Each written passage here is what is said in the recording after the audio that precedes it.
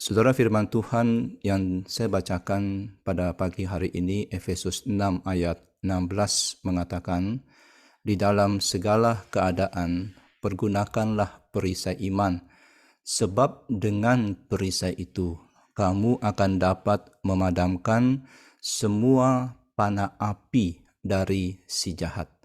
Nah, kalau berbicara tentang perisai yang digunakan oleh tentara Romawi pada waktu itu, maka itu merupakan sebuah perisai yang sangat besar. Perisai ini bukan perisai yang kecil, tetapi perisai yang besar, sebesar pintu. Lebih besar daripada perisainya polisi di Indonesia kalau ada huru hara. Jadi ini seperti sebuah pintu yang saudara pegang dan saudara sembunyi di belakang pintu itu. Tujuannya apa? Tujuannya adalah menutupi sebagian besar tubuh daripada tentara atau prajurit-prajurit. Namun hal yang jauh lebih penting adalah perisai itu memiliki lapisan logam yang tahan api. Jadi perisai itu terbuat dari kayu supaya ringan, tetapi memiliki lapisan logam yang tahan api di permukaannya. Jadi perisainya ringan, mudah diangkat, mudah dibawa, dan juga tahan api. Jadi manfaatnya apa? Manfaat perisai itu adalah selain untuk menghadapi pedang, tombak, juga untuk memadamkan semua panah api yang dilontarkan oleh musuh. Saudaraku, peperangan zaman dulu itu memakai panah api.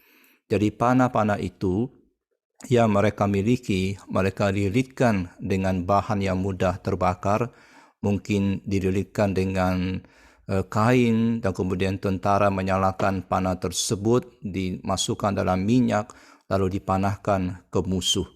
Nah, prajurit atau tentara biasa menembakkan atau melemparkan anak panah berapi itu ke musuh dalam jumlah yang besar dalam segala arah. Saya suka sekali nonton film-film perang zaman dulu. Jadi sebelum mereka melakukan penyerangan fisik, mereka akan menembakkan panah, dipanahkan ke atas, dan kemudian akan jatuh ke musuh.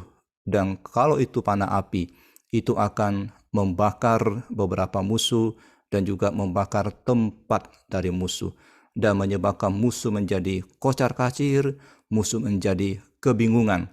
Dan setelah itu, maka pasukan yang menembakkan panah api tadi akan maju, dan mereka akan menyerang dengan pedang, dengan kuda, dengan tombak. Nah, saudaraku, ini merupakan cara kuno di dalam peperangan.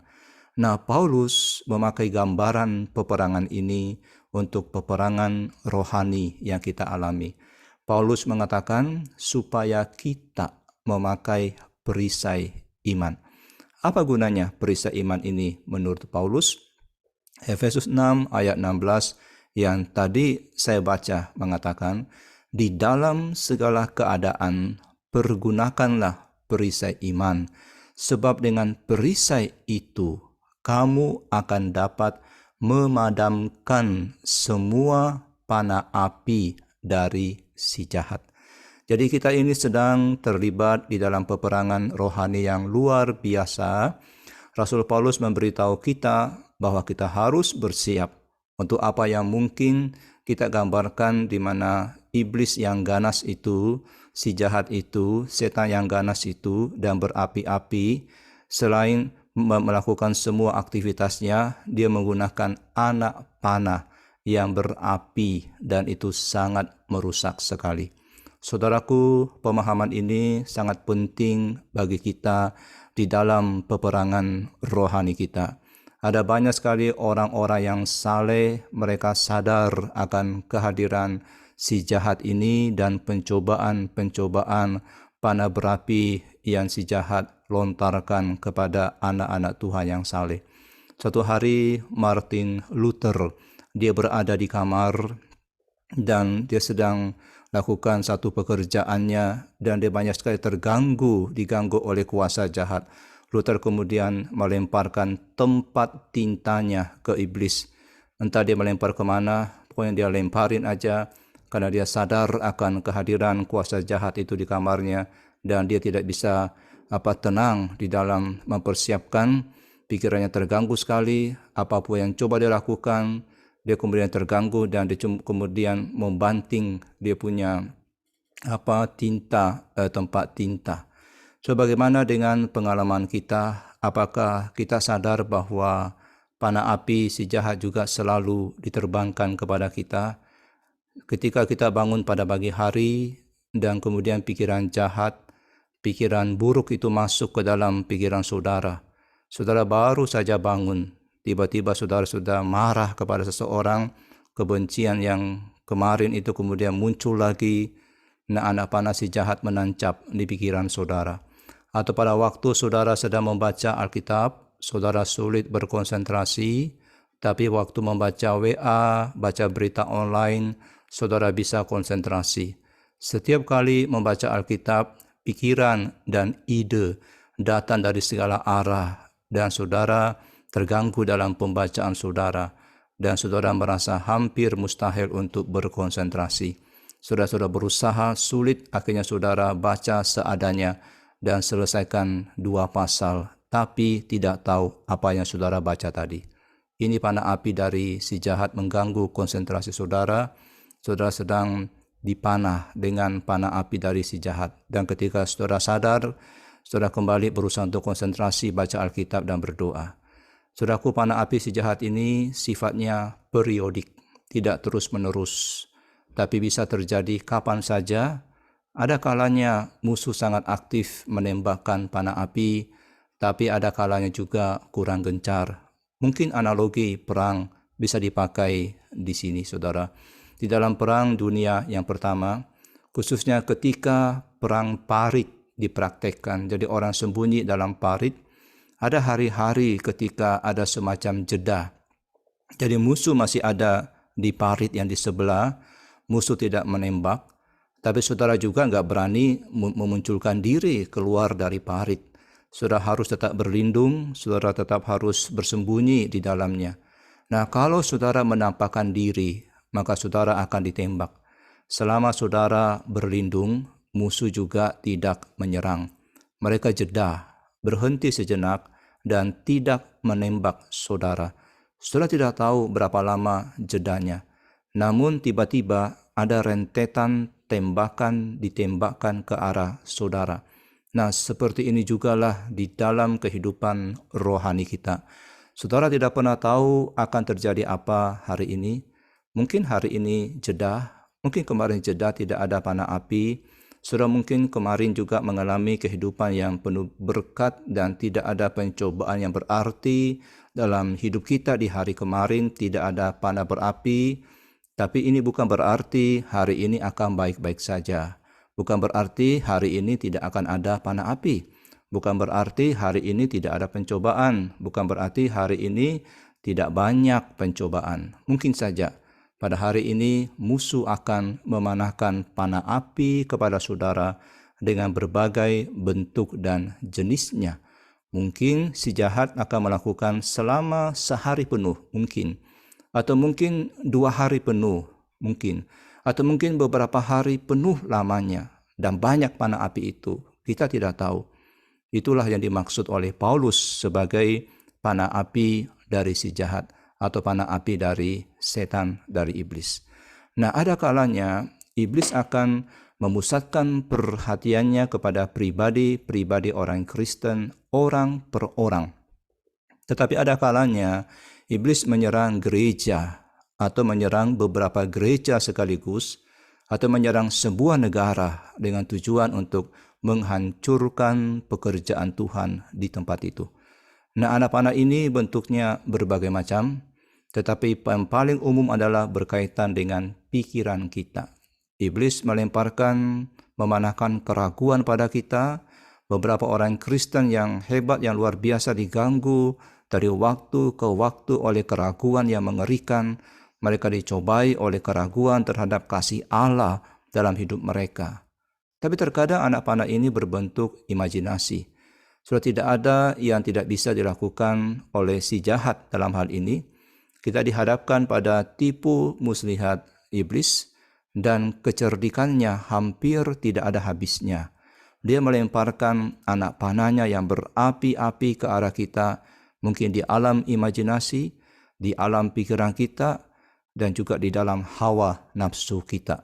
Kita sendiri punya kedagingan, tetapi si jahat melemparkan panah api untuk membangkitkan kedagingan itu, mencobai kedagingan itu. Nah, apakah saudara tidak menyadari semua panah api si jahat ini? Jadi kita bukan hanya bergumul dengan diri kita sendiri yang lemah, yang penuh dengan dosa, yang ada sifat daging, sifat berdosa, tapi kita bergumul juga dengan panah api yang dipanahkan oleh si jahat yang terus mencobai kita. Dan pencobaan ini akan dialami oleh semua orang Kristen di dalam berbagai bentuknya. Kita harus siap untuk ini, saudara. Kemarin mungkin jeda, atau hari ini mungkin jeda, tapi besok atau hari ini belum tentu jeda. Bisa mungkin berturut-turut panah apinya, bisa banyak, bisa mungkin sedikit, dan juga bisa sedang. Tapi kita harus selalu siap dan harus selalu memakai perisai iman kita. Inilah yang bisa melindungi kita dari panah api si jahat. Saudaraku, kita harus mengambil apa?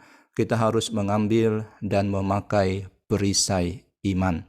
Ini adalah satu-satunya hal yang dapat memadamkan semua panah api dari si jahat.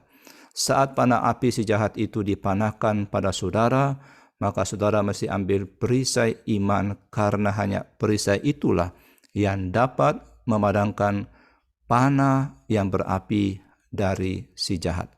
Rasul Petrus mengungkapkan gagasan yang sama, di mana dia berkata, sadarilah dan berjaga-jagalah, 1 Petrus 5 ayat 8 dan 9. Lawanmu si iblis itu berjalan keliling sama seperti singa yang mengaum-ngaum dan mencari orang yang dapat ditelannya.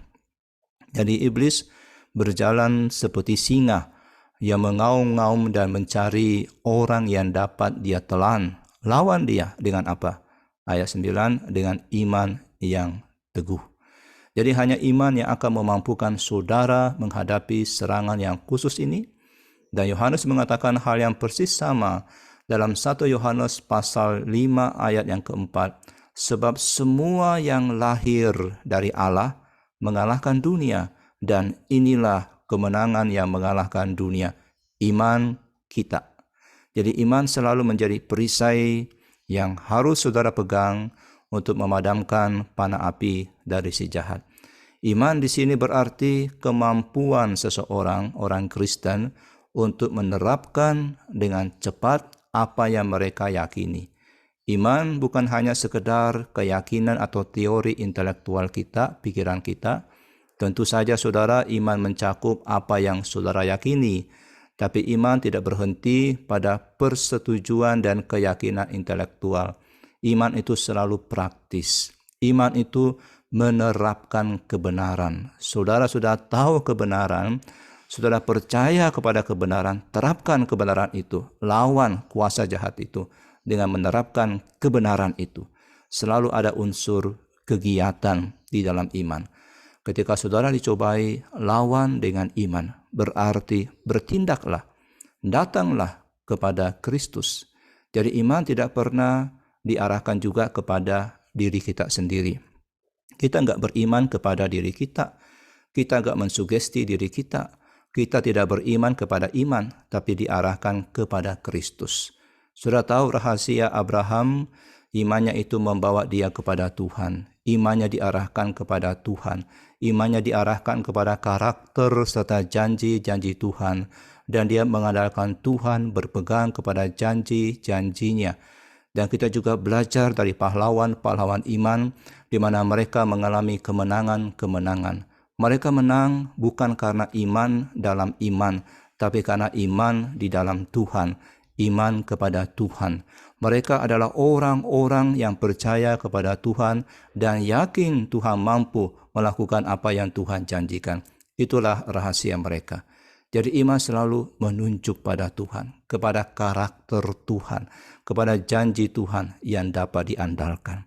Nah, saudaraku, ketika musuh datang, ketika anak panah yang berapi berterbangan oleh karena si jahat, oleh kuasa jahat, oleh setan, di sekitar saudara yang menyerang pikiran saudara, menyerang hati saudara, menyerang imajinasi saudara, mencobai saudara, peganglah pernyataan kitab suci. Peganglah janji Allah dan ketahui Tuhan itu selalu benar dan setia pada janjinya dan dia tidak pernah berubah. Nah, kemudian saudara mesti mengingat kuasa Tuhan. Ketika musuh mengirimkan rentetan panah api, ketika saudara sudah merasa lemah karena rentetan serangan panah api si jahat, jangan menyerah saudara. Mungkin serangannya bertubi-tubi, tidak berhenti mencobai hidup kita, membuat kita menderita. Ambil perisai iman saudara, kalahkan api si jahat dengan memakai kuasa Tuhan. Tuhanlah yang menjadi perisai kita dan kuasanya tidak terbatas dan abadi. Tuhan itu perlindungan kita. Nama Tuhan adalah menara yang kuat. Orang benar akan berlari ke dalamnya dan aman. Kita akan berlari dan berlindung kepada Tuhan. Kiranya Tuhan memampukan kita untuk memahami tentang perisai iman ini, untuk melawan panah api dari si jahat.